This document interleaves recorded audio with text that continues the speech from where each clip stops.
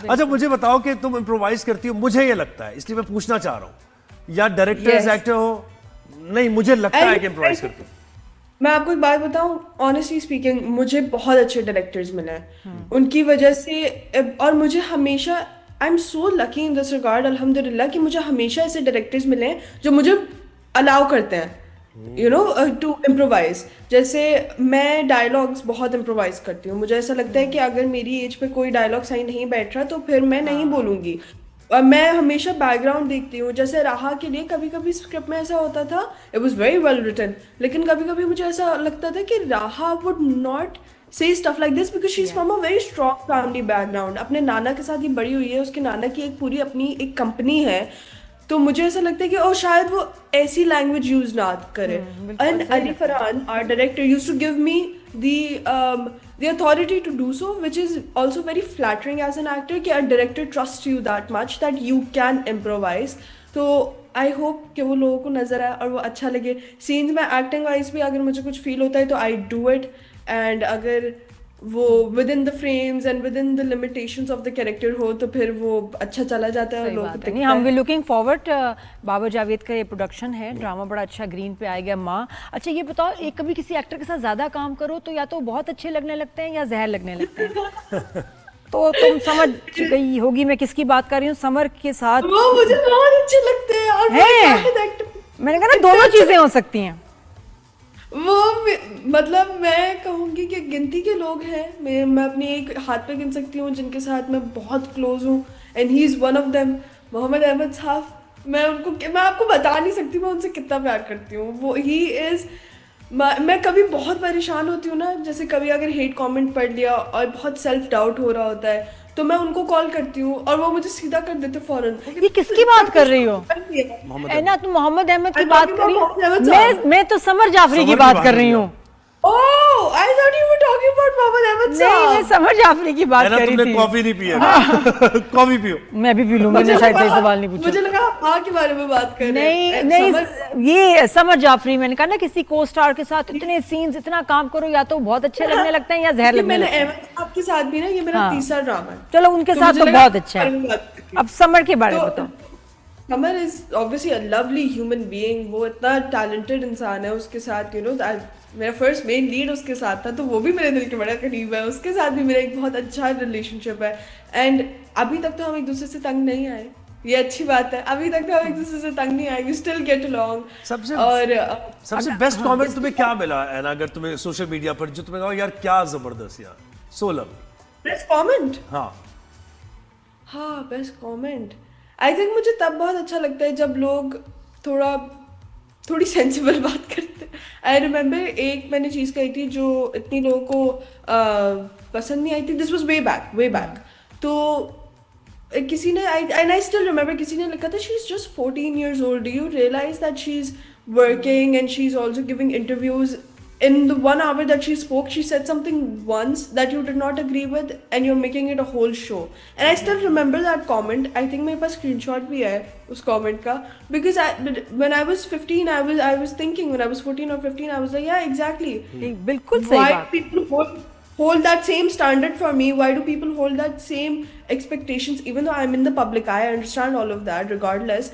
But there's still a question that arises that I am regardless a teenager and I'm not given any grace for that at all. और हम सब कितने, और तुम तो फिर भी बहुत अच्छा बोलती हो। हम तो बहुत ही अजीब बातें कर देते थे 13-14 में कि हमने क्या बोला। शुक्र है सोशल मीडिया नहीं था। बट एना हैविंग सेड दैट, मैं दूसरे शो में भी बोलती हूँ कि बैक टू बैक एना के सुपर हिट सीरियल आए हैं, सिंगल ट्रैक। आप मुझे पता है, जब आप मुझे अच्छा कहती है, मेरी अम्मी मुझे रोज दिखाती है। मेरी अम्मी जब परवरिश में आ रहा था, मेरी अम्मा मुझे रोज दिखाती थी, ये देखो इन्होंने तुम्हारे बारे में ये बोला है। और मुझे तो तुम्हारे डायलॉग्स, एक्सप्रेशंस याद हैं। तुमने फर्स्ट टाइम विजय का जो गाना भी सुना था और जो तुम लिखते लिखते चुप होके सोच रही हो, बहुत खूबसूरत एक्सप्रेशंस थे वो, ब्यूटीफुल। लेकिन यू टेल मी, जो मैं पूछना चाह रही हूँ कि इतना परफॉर्म डिलीवर करके, हिट्स दे के, डू यू थिंक कि आप उस जगह हो जहां आपको होना चाहिए? इंडस्ट्री की अगर बात करें, मीडिया कवरेज, कमर्शियल्स, एंडोर्समेंट्स, तो सोलो ट्रैक ड्रामास में इतना अच्छा इसने परफॉर्म किया है, तो डू यू थिंक कि नहीं, कहीं ना कहीं फिर भी कुछ है कि वो नहीं मिल रहा जो तुम्हें मिलना चाहिए इस स्कोर के बाद? आई थिंक एज बहुत बड़ा पार्ट प्ले करती है। अब मुझे नहीं लगता कि there has been an actress जिन्होंने 17 में इतना अचीव किया। I might be wrong, I have never met anybody like that, at least in recent times. बिल्कुल, एटलीस्ट इन रीसेंट टाइम्स। और मेरी कभी मुलाकात नहीं हुई किसी ऐसे इंसान से जिसने they've been working for such a young age. However, I do know, I am aware of our top actresses right now जिन्होंने बहुत छोटी एज में काम करना शुरू किया था, लेकिन मेरी कभी उनसे मुलाकात नहीं हुई। So I've never sat down and had a conversation with them about this.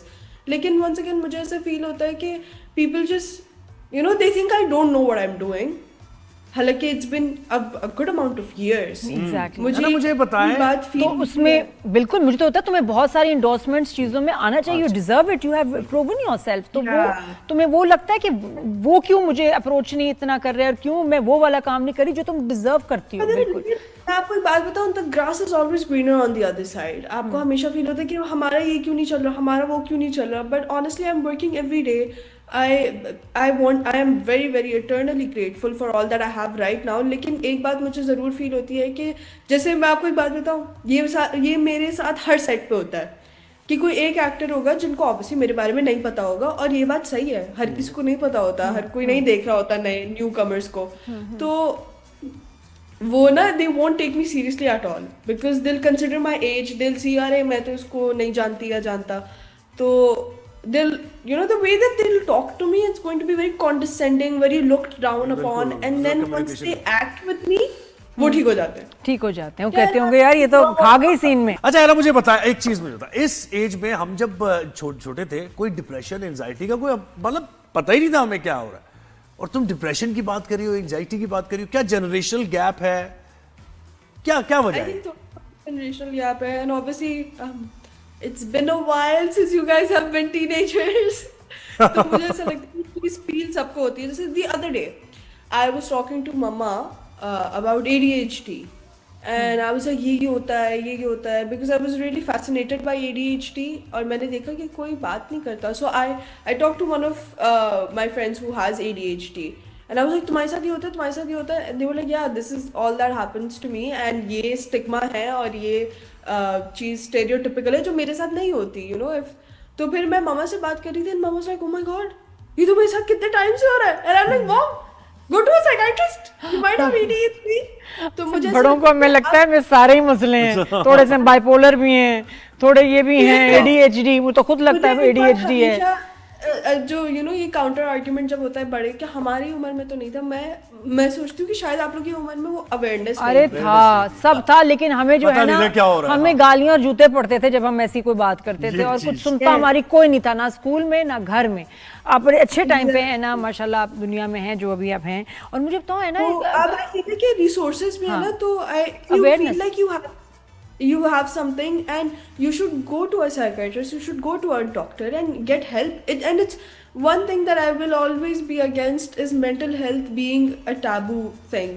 Okay, they're mentally ill, you should not take them seriously. I feel like they're even more vulnerable people. They shouldn't be looked down upon or they shouldn't be considered less than. I feel like they're even more vulnerable and we should protect them rather than be like ooh this is weird। Criticise करें। अच्छा ये बताओ, इसमें तुम्हारी मैं colleague and friend की बात करूं, बच्ची मुझे बड़ी प्यारी लगती है रेहाम, और रेहाम की पोस्ट पे अक्सर उसका डिप्रेशन से जो वो लड़ रही है वो पोस्ट करती हैं, very very brave of her. But कभी उसने तुम्हारे साथ डिस्कस किया और तुमने उसको काउंसिल किया? और अभी इन दिनों में भी जब वो हॉस्पिटलाइज थी।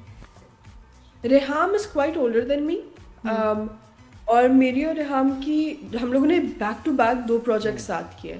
मैंने उनकी रिसेंटली पोस्ट देखी थी and I think it's such a courageous thing that she has done.